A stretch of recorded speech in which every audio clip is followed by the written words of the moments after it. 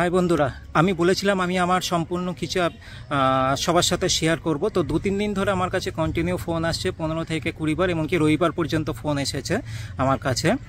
তো আমি তারা কিন্তু একটা কথাই বলছে যে আমরা আইসিআইসি ব্যাংকের থেকে বলছি না, আমরা আইসিআইসি ব্যাংকের তরফ থেকে বলছি।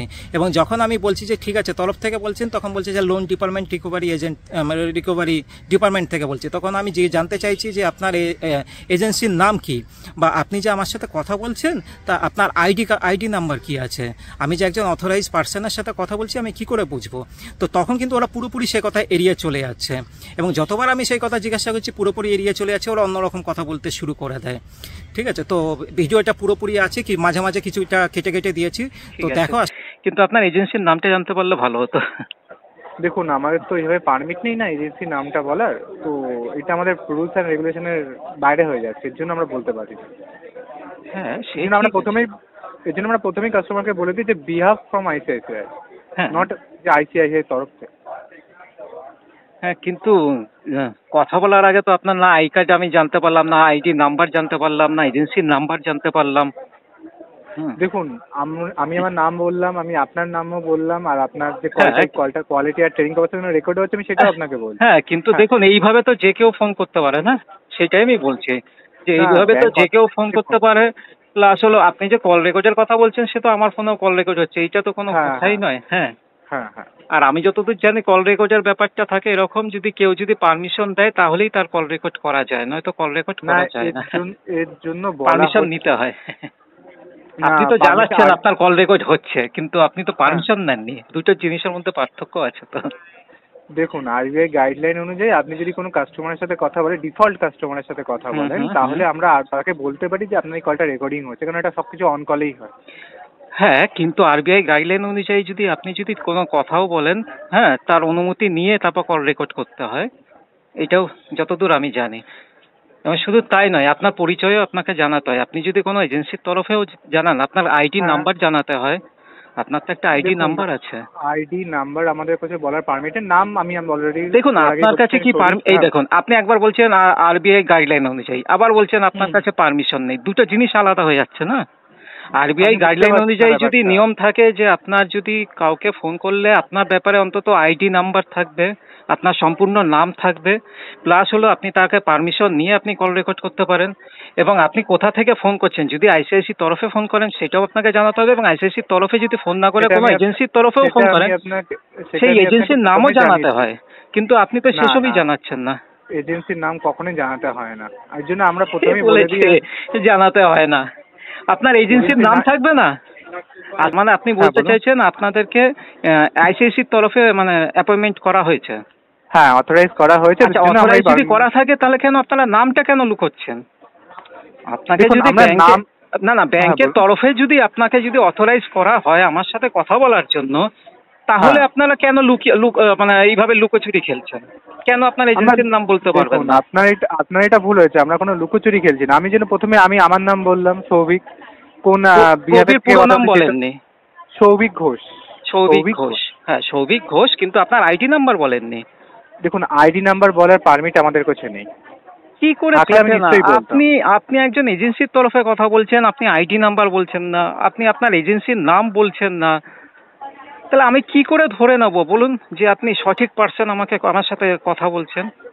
আমি ডিফল্ট হয়েছি, আর আপনি যে বলছেন না ডিফল্ট হয়েছেন, বা দেখুন এই তথ্য তো আমার মনে হয় আইসিআইসির তরফে যত আইসিআইসি বা এজেন্সি যাই হোক, হ্যাঁ, যদি 400 জন এমপ্লয় থাকে তাদের 400 জনের কাছেও এই তথ্য থাকতে পারে। বা আমার ধরুন কথার কথা, আপনি আধার নাম্বার বললেন, মেবি ধরে নিলাম, বা আমি আমার ক্রেডিট কার্ডের লাস্ট 4 ডিজিট, আমার মনে হয় ক্রেডিট কার্ডের লাস্ট 4 ডিজিট আধার নাম্বার কারোর নাম ঠিকানা জানা, এটা আজকালকার দিনে কোনো ব্যাপারই নয়। কিন্তু আপনি যখন আমার সাথে কথা বলছেন একটা যে কোনো ফাইন্যান্সিয়াল ব্যাপারে হোক বা যে কোনো ব্যাপারে হোক, তা আপনি আপনার ব্যাপারে সম্পূর্ণ গোপন রেখে কথা বলছেন। আপনি বারবার বলছেন পারমিশন নেই, এইটা তো কোনো কথা হলো না। পারমিশন নেই কি নেই না সেটা আপনার কাছে নেই, কিন্তু আপনি তো আমার সাথে কথা বলছেন। শুনুন, সেটার কথা বলা হচ্ছে না। আমি জাস্ট আপনি আমার আইডি নাম্বার চাইলে আমি সেটাই বললাম পারমিশন। আমি আমার নাম বললাম, আপনার যে আপনি না, না, বলেন আধার নাম্বার, না না না শুনুন কথাটা শুনে নিন তারপরে হ্যাঁ বলুন বলুন। আধার নাম্বার না pan card number doesn't matter, মানে এইসব আমরা কিছু বলি না। আমাদের কাছে জাস্ট ব্যাংকের তরফ থেকে আপনার যে ডিটেলসটা রয়েছে আপনার ক্রেডিট কার্ডের ব্যাপারে, নট হ্যাঁ, সেই মারফতে আউটসোর্সিং কথা বলছেন, হ্যাঁ। ঠিক আছে, কিন্তু দেখুন আমি তো আইসিআইসি ব্যাংকের কাস্টমার এখনো পর্যন্ত। হ্যাঁ, হ্যাঁ। আইসিআইসি ব্যাংক আমার কাছে টাকা পায় সেটাও আমি মেনে নিচ্ছি। এই মুহূর্তে আমার কাছে ফান্ডের অভাব আছে, অসুবিধা আছে, তো যেই মুহূর্তে হ্যাঁ। আমার কাছে ফান্ড চলে আসবে আমি সেটা ফুল পেমেন্ট করে দেবো, সব ঠিক আছে। আমি সেই ব্যাপারে আমি কথা বলবো, আমি ফাইন্যান্সিয়াল ব্যাপারে, ঠিক আছে। এবং আজকে হয়তো আমি মেলও করবো আইসিআইসিকে, ঠিক আছে, হ্যাঁ। এবং জোনাল অফিসারকেও আমি মেল করব, ঠিক আছে, আমি সবই করব। এবং যত তাড়াতাড়ি সম্ভব আমি এই ফুল পেমেন্ট করেই আমি এটাকে সমস্যা মেটাবো। কিন্তু কথা হচ্ছে আমার কাছে যদি বারংবার ফোন আসে আমি সেটাও রিসিভ করব। আমার কাছে একবার কেন 100বার ফোন আসুক, আমার হোম ভিজিট হোক, আমার তাতেও কোনো আপত্তি নেই, হ্যাঁ ঠিক আছে। কিন্তু কথা হচ্ছে আমি যে পার্সন, আজকে যদি কথার কথা আমার বাড়িতে যদি কেউ হোম ভিজিটে আসে, হ্যাঁ, তো আমার কাছে যদি হোম ভিজিটে কেউ আসে আমি তো তার কাছে অন্তত পরিচয়টা জানতে চাইবো। আপনার আই কার্ড দেখুন, আপনাকে যে ব্যাংকের তরফে আমার বাড়িতে পাঠিয়েছে তার অথরাইজ লেটার হ্যাঁ। দেখান, এই জিনিসগুলো তো আমি তার কাছে চাইবো। হ্যাঁ হ্যাঁ, দেখুন বলুন। ব্যাংক যখন কাউকে অ্যাপয়েন্টমেন্ট করে একটা কাস্টমারের বাড়িতে যাওয়ার জন্য, তাকে অথরাইজ লেটার দেওয়া হয়, তাকে হোম ভিজিট লেটার দেওয়া হয়, তাকে একটা আই কার্ড হ্যাঁ। দেওয়া হয়, আই কার্ডে তার নাম্বার থাকবে, তার ফটো থাকবে, ঠিক আছে। দেখুন এই ব্যাপারটা এখন যদি হ্যাঁ বলুন। এখন যদি যে কোনো মুহূর্তে যে কোনো লোক আমার বাড়িতে চলে আসলো যে স্যার আপনার তো এরকম লোন বাকি আছে, আপনি টাকা দেবেন কি দেবেন না সেটা বলুন, বা ফোন করলো যে আপনি যে লোন বাকি আছে, কিন্তু আমারও তো অথরাইজ হওয়া উচিত যে যে পার্সন আমার সাথে কথা বলছে তাকে সত্যিই ব্যাংক অ্যাপয়েন্টমেন্ট করেছে কিনা। দেখুন আপনি বলুন, আপনি বলুন না, আপনার বাড়িতে যদি আপনার বাড়িতে কথা দেখুন, আপনার যদি আজকে কোথাও যদি লোন কেন, আপনার যে কোনো ব্যাপারে আপনার যদি একটা প্রবলেম হতেই পারে, কিন্তু আমি যদি একজন অচেনা পার্সন আপনাকে ফোন করি বা আপনার বাড়িতে হোম ভিজিটে যাই, গিয়ে বলি যে আপনার বা আপনার ফ্যামিলি মেম্বার যে কেউ যে এই টাকাটা পায় আপনি দেবেন কি দেবেন না, তখন কি আপনি আমার কথা শুনবেন? যদি সমস্যা হয় আপনি আমার সুপারভাইজারের সাথে কথা বলতে পারেন, আমি আপনাকে লাইনটা ট্রান্সফার করতেই পারি। অবশ্যই। ঠিক আছে, আপনি হোল্ডে থাকুন, আমি আমার সুপারভাইজারকে দিই। তো এরপর কি হয়, সে কল ট্রান্সফার করে সুপারভাইজারের কাছে এবং সুপারভাইজারকেও আমি সেম প্রশ্ন করি যে আপনার এজেন্সির নাম বলুন, এবং কিছুটা বলার পর তারপর দেখি উনি ওনার এজেন্সির নাম বলে যে আমাদের এই এজেন্সি এবং আমাদের এজেন্সির কাছে দায়িত্ব দেওয়া হয়েছে।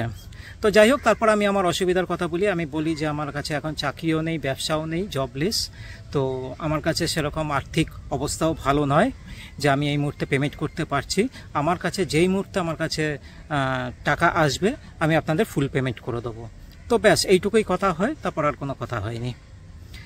তো আমি আপনাদেরকেও বলবো যে আপনাদের কাছে যদি টাকা থাকে তো ফুল পেমেন্ট করে দিন, আর যদি না থাকে তাহলে যখন কথা বলবেন সে অথরাইজ পারসন কিনা সেটা অবশ্যই যাচাই করে দেখে নেবেন। ধন্যবাদ।